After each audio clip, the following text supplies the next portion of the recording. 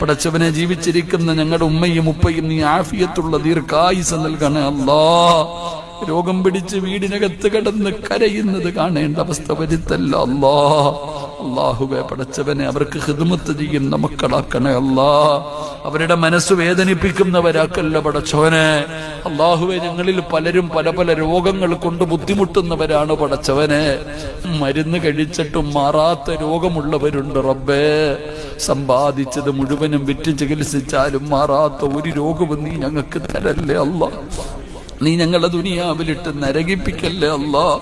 മറ്റുള്ളവർക്ക് ഭാരമാകുന്ന ജീവിതം നൽകല്ലേ അല്ലാ. കിടന്ന കിടപ്പിൽ കിടന്നു മലമൂത്ര വിസർജനം നടത്തേണ്ട അവസ്ഥ വരുത്തല്ല അല്ലാ.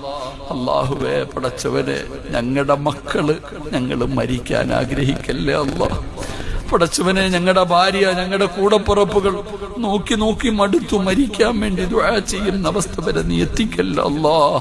അല്ലാഹുവേ ഞങ്ങളുടെ മക്കളെ നീ നന്നാക്കണേ റബ്ബേ. കഷ്ടപ്പെട്ട് വളർത്തിയിട്ട് ഞങ്ങൾക്ക് നരകം വാങ്ങിത്തരുന്ന മക്കളാക്കല്ല റബ്ബേ. കള്ളും കഞ്ചാവും ഉപയോഗിക്കുന്ന മക്കളാക്കല്ല അല്ലാ.